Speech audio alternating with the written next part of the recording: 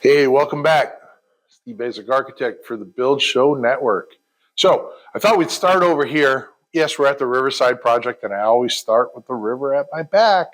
But today we're going to talk about the windows post installed. So meaning the windows are in that rough opening. If you remember in the last video there, we talked about prepping the opening and get it ready for the window. Well, now we got some of the windows in, and I thought that this window behind me here is a pretty fine example. You can see basically the daylight around the window. Now, it was a huge hurdle for me when I first did these to go from a flanged window to a flangeless window. Now, I know what you're thinking. You're sitting there saying, Steve, I would never use a flangeless window. Flanged window, it's already got that water barrier built in.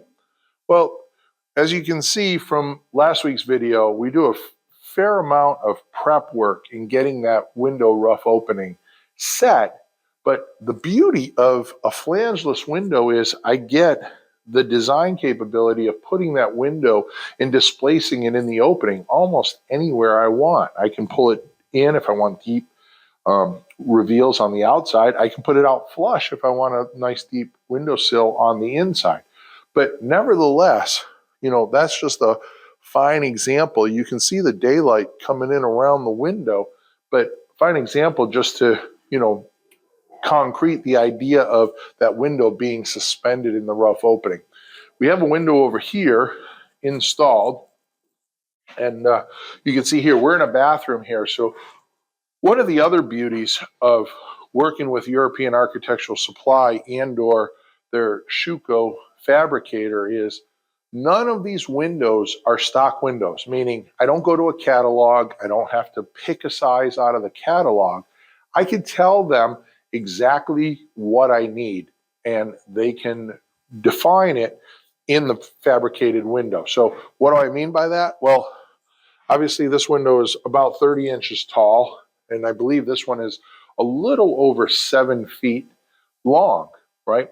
So I can sit there and say I can make this 30 inches. I can make it 28 and 5/16, and they'll make that frame exactly what I need. They'll make the IGU to complement that frame. If I want to change this dimension laterally, meaning the operable piece relationship to the fixed piece, then I can define that. Now, occasionally I have been known to get red flagged by Schuco. And what that means is if I come out there and said, I want to make this fixed and make this longer one the operable window, they would come back and say that the weight and aspect ratio of that particular sash will overcome the strength of their hinges, and it'll be a no-go. So if I might have this say at 5 feet, they're going to come back and say, hey, you can do that, but you have to limit it from the 60 inches down to, say, 50 inches. And that is the maximum that those two hinges are warranted for. So I do get red flag because I push the limits occasionally. But here you can see, again, fixed window on the right. We have our operable there.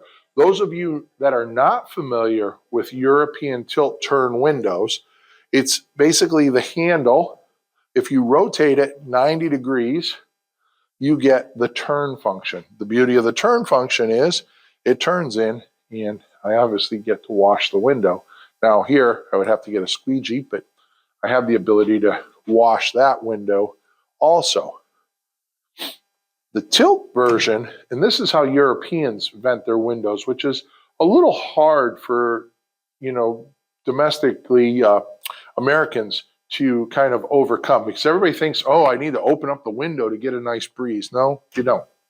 In Europe, they use the tilt version. And so in Europe, that's basically how you open a window. Now, a couple things that are great about that. One, it opens, the window isn't at risk of blowing in the wind. Two, understand that it's sloped purposefully so that if it rains outside, all the water goes down into the track, and the tracks basically have weep holes on the outside here. I don't know if you can come over here and see, but when you look down into the opening, you can see there's a weep hole there. You can see my finger coming through, but that water will go down in there and basically just drain out of the system. The other thing to notice is, notice all of the locking clips on these windows as they surround the window, so that not only are these windows good from a performance standpoint of U value, they're also exceptional at the performance of airtightness. So as I turn this, you can literally see the window get drawn in against that weather stripping.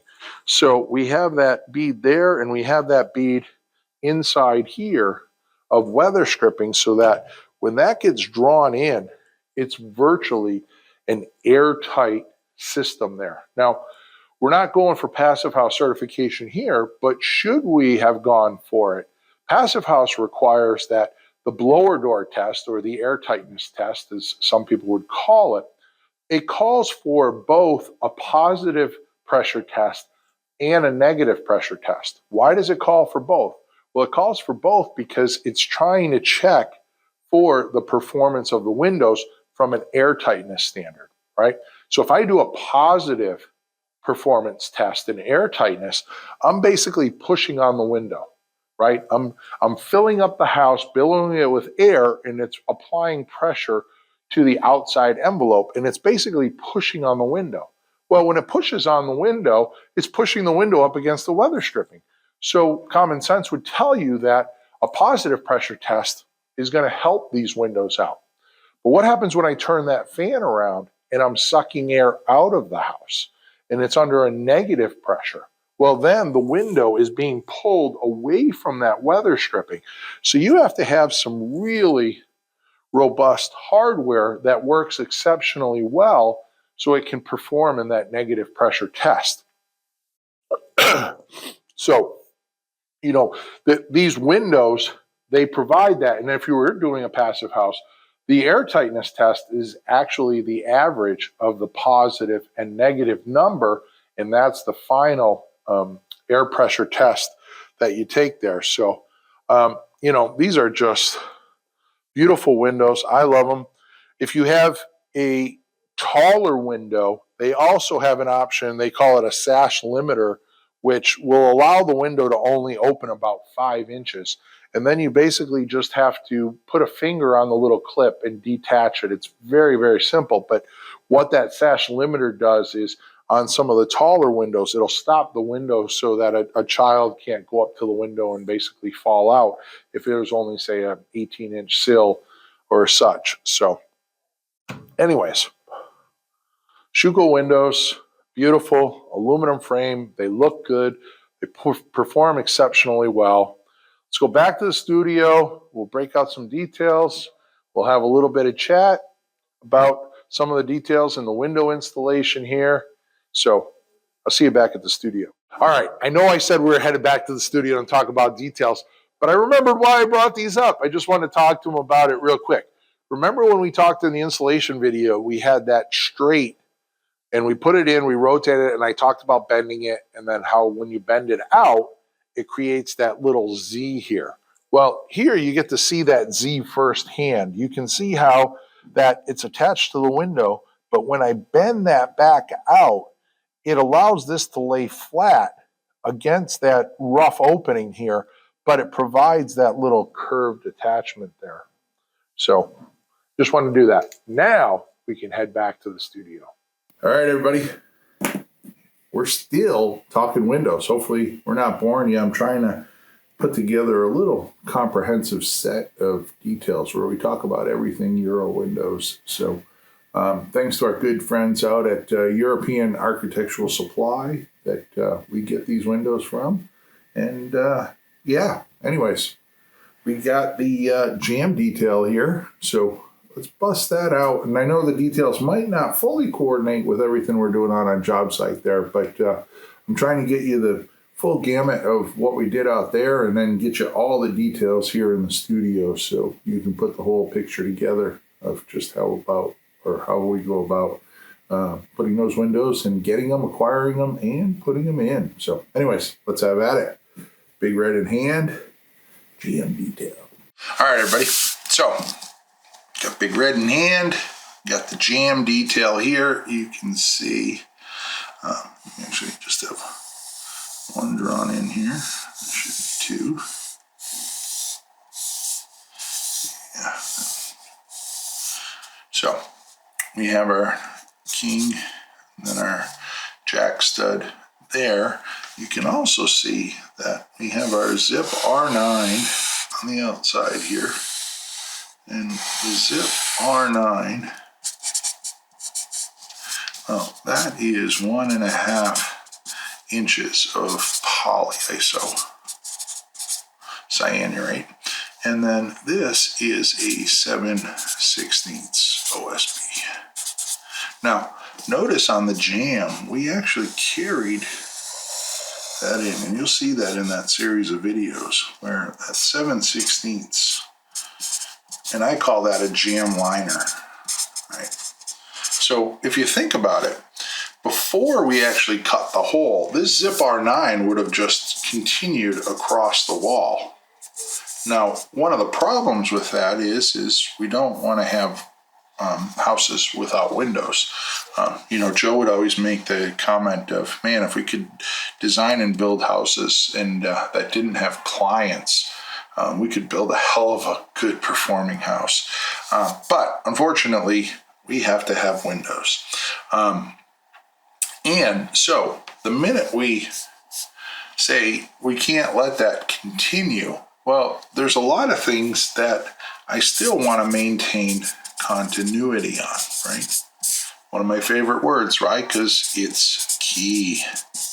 And you'll see, like, all these words continuous. It just always shows up out there. But continuity is key. So what I want to do here is, you can see there's the 7/16. The minute I cut this out, I basically want to just fold that around so that that 7/16 OSB, and that is taped, right? Because that's part of their system. Well, that is also my air barrier.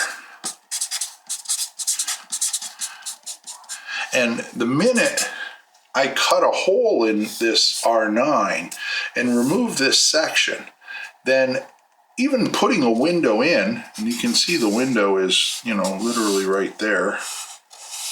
And there's the 3 panes of the triple glazed windows. But we have this gap here. And that gap, I need to maintain continuity, because it's key, of my air barrier. And so how do I do that? Well, I have tape on the outside that just bites the window a little. And then by folding that 7/16 in as a jam liner, what I'm basically doing is taking my air barrier and folding it in. I mean, in the older days of house wraps, what did we do? We cut the house wrap, folded it in, and taped it off. We did that because we wanted to maintain continuity around that corner.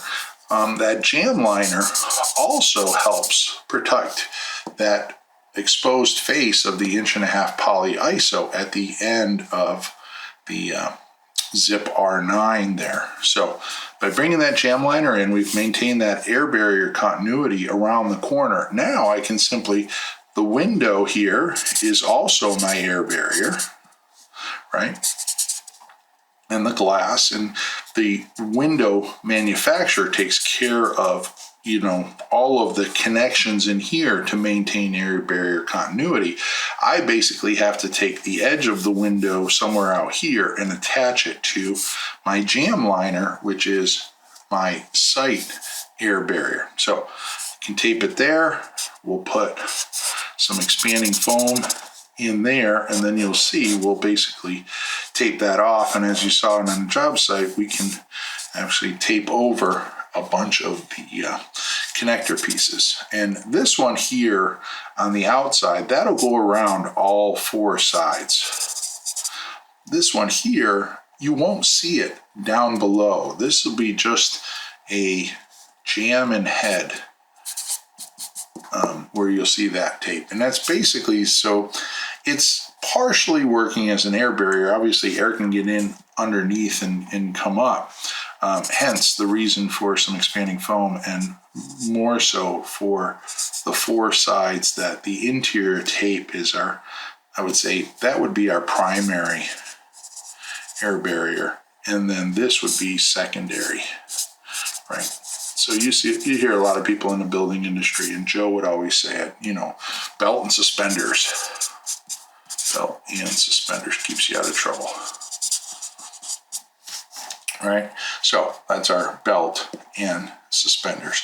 This one here, that's basically just help flash that opening, keep and minimize the water. If water does get in between the face of that expanding foam and the backside of that tape, it can go down. It's just going to find our sill pan and drain out, right? We learned that on the last video. Down, in, out, right? But the important thing here is, that I wanted to come across is by putting that 7/16 inch jam liner there, that provides that continuity. So, visually, when you look at the house before all the windows go in, you can see basically that, you have this window opening, like that. And that zip turns that corner and basically goes into that opening. And it also would happen on the head here, right? So that zip goes in, and we maintain that continuity from the wall into that jam on both instances there. So anyways, that's our jam detail, and that's video number 3 on the window series. So we got one more to go, so stay tuned. All right, there you have it, jam detail. We jammed that in, you could say. Anyways, hopefully you enjoyed that, and if you're looking for more, we still have one more of the 4-part window series that's coming up, so stay tuned for that one. If you're still looking for more, you can find me here, Build Show Network, hundreds of videos, and all of my colleagues, man, they got some good stuff out there. Everybody's doing some really good work out there. Go check it out. Sharing that knowledge. We're all curators, so go check it out. If you're still looking for more, Steve Basic Architect on Instagram, as well as LinkedIn, Facebook, TikTok. Yeah, we get out, we get about. So anyways, go check it out. And then lastly, if you want to have some real fun, Unbuild It Podcast. Yeah, we're on all the audio channels, and we are also on YouTube. My good friends Peter Yost, Jake Bruton, and I talk about everything building. So go check it all out. I know, you got time. Go check it all out. Learn a little, share a little. We'll all be better for it, right? Until next time, Steve Basic Architect. Long live our buildings.